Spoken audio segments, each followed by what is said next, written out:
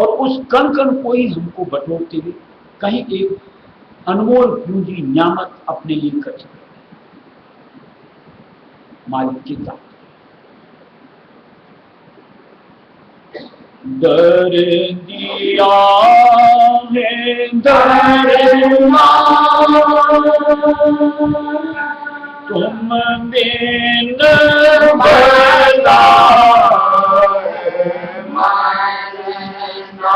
दर दिया है दरमा तुम बिन भला दर दिया है दरमा तुम बिन भला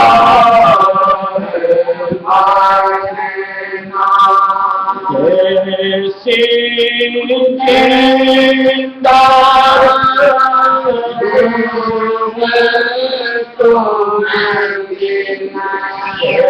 कैसे देनदार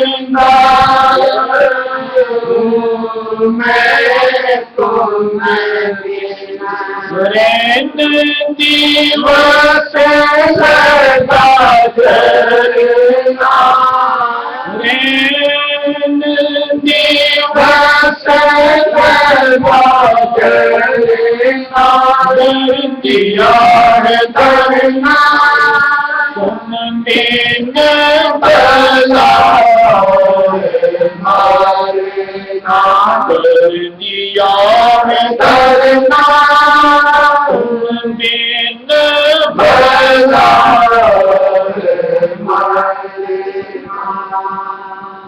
देखिए, ऐसी त्राटक के अलावा और जो भी कार्रवाइयां संत मथुराया के मत में मालिक ने की, उनका महत्व जैसे फूलमाला अर्पण करना, ऐसा नहीं कि सिर्फ ये श्रद्धा का द्योतक। कई तो बिना श्रद्धा भी ये दे रहे, चलो मुझको भी दे दो, ऐसा भी होता है। लेकिन संतों ने जो उसके पीछे तथ्य दिया, चाहे वो फूलमाला की बात हो या मत्था टेकने की बात हो, प्रणाम करने की बात हो, कहीं हम उनका स्पर्श पाते हैं।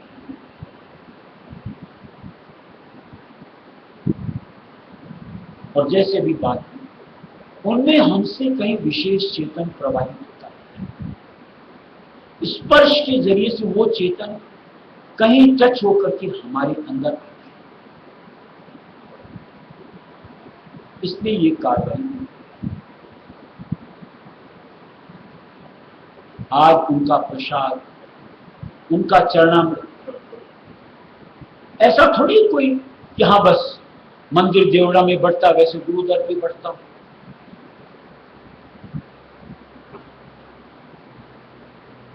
हम उस प्रसाद चरणामृत के जरिए से उस विशेष चेतन धार को उसमें समा करके अपने हलक से नीचे लेते हैं। हमारा अंतर का शुद्धिकरण होता है। आप उसको फील करो। फील करने का मतलब, एक बार आप बिना कोई धारणा के ऐसे आप लेके खाओ, और एक बार आप श्रद्धा के साथ लेकर के उसको ग्रहण करो। ये आपकी जुबान बता देगी फर्क कि हाँ ये प्रसाद है और ये मिठाई है, कि ये सादा पानी है और ये चरणामृत है। जुबान बता देगी।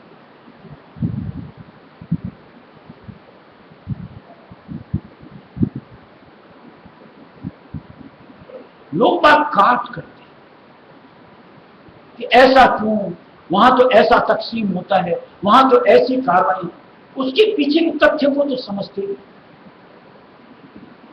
और बेचारों को नसीब में कभी वैसा कुछ भी मिला नहीं, इसलिए कटुक्ति करते रहते।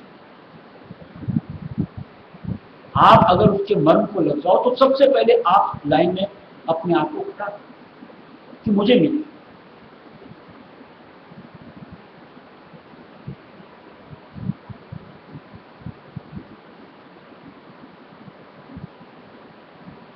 इसलिए कभी भी जो संतों की वाणियां हैं, वचन हैं, सत्संग के दरमियान जो वचन है, ऐसा नहीं कि बस टाइम पास,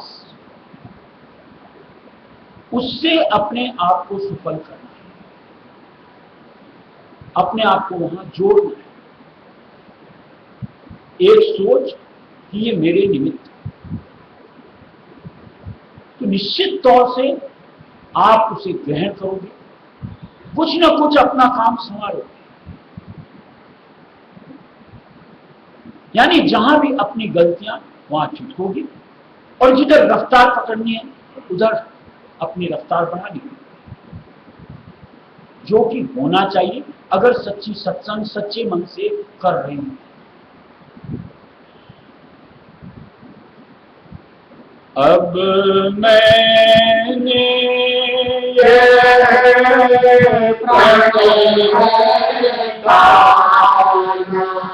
अब मैंने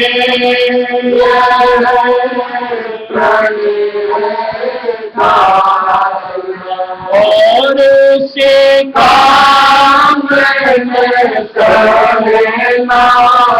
और से काम करना, किया करना तुमने भला कर दिया करना तुमने भला।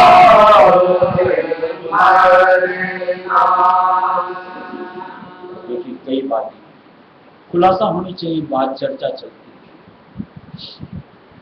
जैसे मान लो अपने स्वामी बाग के लोग जाते हैं, उनमें कई जीवन चरित्र जो लिखे हुए, उसमें मैंने एक जगह पढ़ा कि वहां पर जैसे एक कोई कुआं है, उसमें कहीं स्वामी जी महाराज ने कुंडली तो दिया हुआ है कि वहां जाएं, उसका जल ग्रहण करना चाहिए। श्रद्धा की बात, और निश्चित तौर से जिस वक्त लिखी गई सार्थक थी। लेकिन एक बात का आप जवाब, या यूं कहो आप समझो, ये जो जमीन में पानी का प्रवाह, ऐसा तो नहीं कि जो वहां है वही रहता, सरकता रहता है। आज 100 साल, 125 साल, 150 साल बाद जब वो वही जल वहीं पड़ा है, जो आज हमको वो चरणामृत का असर देगा, मुखामृत का असर देगा।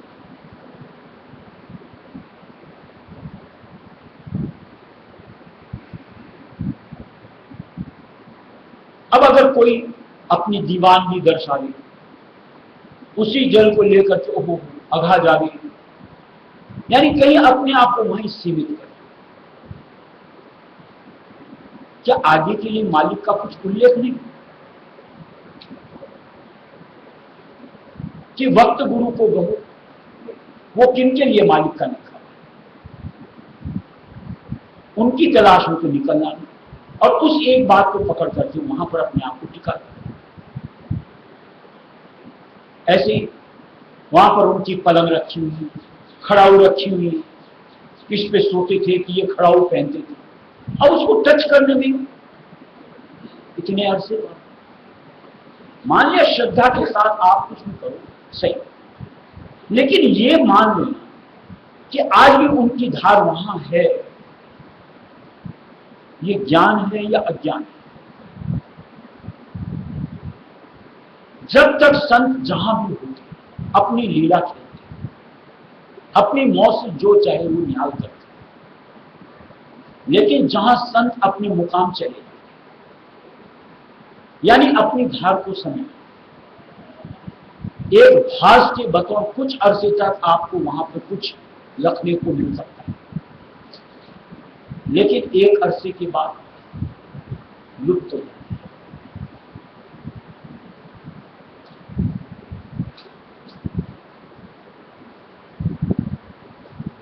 अब इसको आप ऐसे और समझ कि जैसे मान लो सूर्यास्त होता है, जब तक सूर्य होता है रोशनी देता है, और जहां सूर्य लुप्त हो गया, सूर्यास्त हो गया, उसके बाद कुछ देर तक उसकी रोशनी छटा छलकती रहती है, थोड़ी देर से बाद अंधेरा क्यों आ जाता है?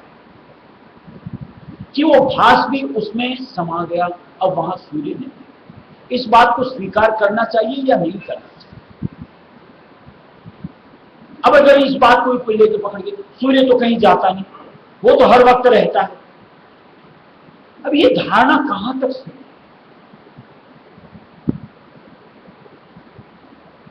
क्यों अपने आप को जड़ बना के बैठना? जिज्ञासा का अंग अंतर में क्यों नहीं होना? जबकि मालिक ने दिया कि अब ये धार जब तक कुल सृष्टि का उद्धार नहीं कर लेगी, कहीं नहीं जाएगी, कहीं न कहीं किसी न किसी चोले में जरूर मौजूद है। ये मालिक का फल है, यानी स्वामी जी महाराज जो हमारे आदमी। तो क्या हमें उनकी तलाश के लिए अपने आप को निकालना नहीं चाहिए? ये धारणा कि हाँ मालिक ही दया करेगा, मालिक की शरण में लेगा, मालिक घर बैठे में, अरे कहीं कदम तो बाहर निकालो, तो मालिक कहीं तुमको साथ पकड़ाएगा कि तुमको राह दिखाएगा, तब तो मुलाकात हो पाएगी। ऐसी कई एक भ्रांतियों से जीव घिरा रहता है, और जिसको अंतर से चाहत का स्वरूप होता है, वो ऐसी धारणाओं से अपने आप को घिरे रहना पसंद है। जिज्ञासा के साथ कहीं आगे की राह कि जब मालिक ने दिया कहीं है तो जरूर, चाहे मैं पूरी सृष्टि का भ्रमण करूं, लेकिन मुझको उनको खोजना। और जहां आपकी अंतर की ऐसी तलब लग जाती है, अरे तो मालिक कोई अंधा बहरा तो नहीं, जहां ऐसे जिज्ञासु को देखेगा, अपने आप मालिक व्योत बनाता है, संजोग दिलाता है, प्रतीक दिलाता है, काम समाप्त है। अब किसी में अगर जिज्ञासा का अंग ही न हो, मालिक क्या वो नहीं दिख रहा? किसकी जिज्ञासा ही नहीं है? स्वयं आकर के मालिक सामने प्रस्तुत हो जाए, मैं तो तेरे को नहीं मानता। आज जैसा लोग बागों की धारणा कि कोई भी एक छवि, चाहे भगवान राम की कह दो, भगवान कृष्ण की कह दो, या अपने रहस्य मत वाले गुरुओं की कह दो कि मैं तो इसी आकार में हो तो मानो, ये कौन सी धारणा है? क्या उसी रूप में वो अवतार आएंगे? इसीलिए महाराज ने जो नया शब्द बनाया है, उसमें एक जगह दिया है कि उसी रूप में कभी ना आते संतों के अवतार, वे आते हैं उसी जगह पर जहां पर भूत पुकार।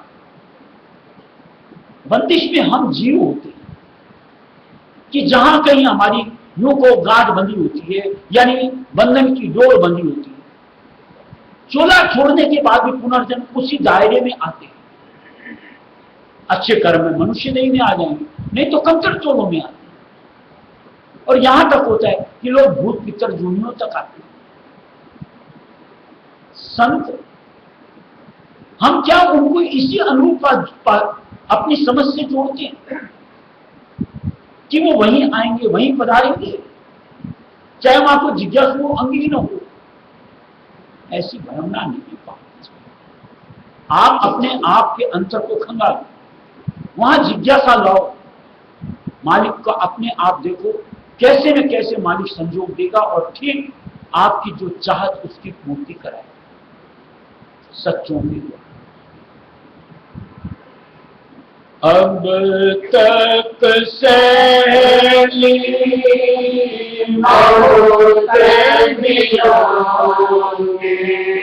अब तक सैली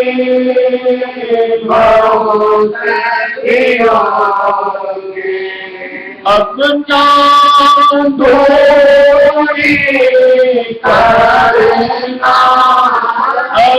अपना डोरी करना,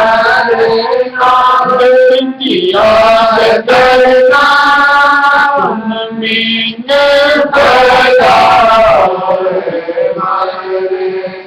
कर दिया करना, मीन भला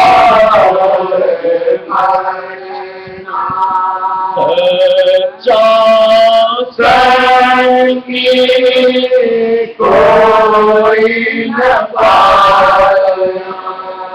सच्चा संगी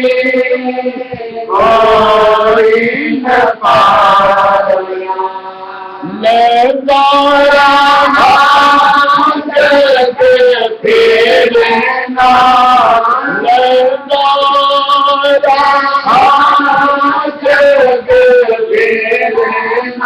कर दिया तुम बिन भला कर दिया है धरना तुम बिन भला तेरी कृपा से सत्य गुरु पाए तेरी कृपा से सत्य गुरु पाए अब तो तारे ना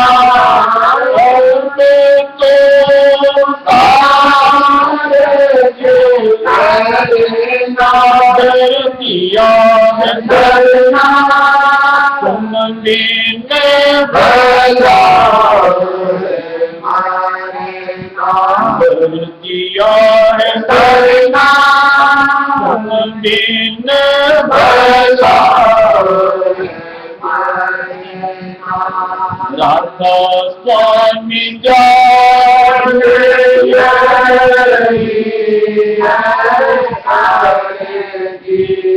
राधा स्वामी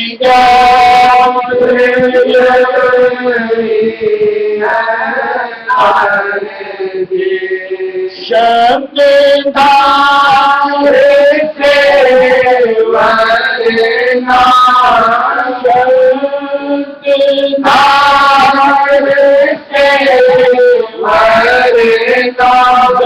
दिया है धरना बिन भला दिया है धरना बिन भला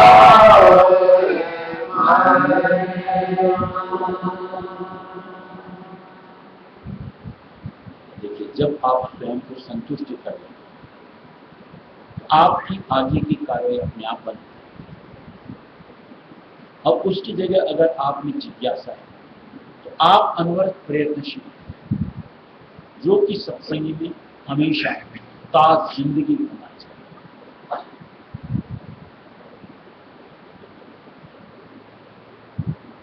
मान लिया जैसे बात की पिछली सत्संग में कि हमें पहचान भी मिली, पहचान मिलने से क्या आपकी कार्रवाई संपूर्ण होगी? यानी अगर आप संतुष्ट होकर बैठ गए बस मुझको तो मिल गया, बस मुझको तो अब कुछ नहीं करना, नहीं। आपकी सोच कहीं और बढ़ के, जैसा कि मालिक ने भेज दिया कि मान लो अपन को पूरे गुरु भी नहीं और एक पहचान के बतौर मालिक ने हमको अपनी छवि का प्रतीक भी दिलवा दिया।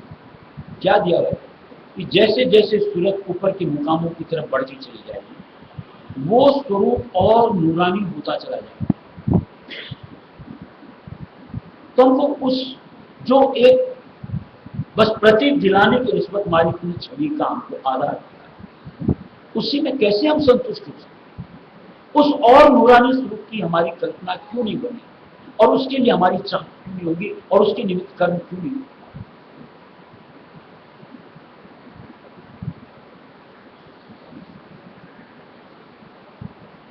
इसलिए ये जो जड़ता जो हमने अपने आप के साथ जोड़ रखी है, जिसमें हमने अपने आप को जकड़ रखा, उचित। आप चेतन प्राणी हो, कुल सृष्टि का सर्वोत्तम चोला मनुष्य देह आज हमारे पास है।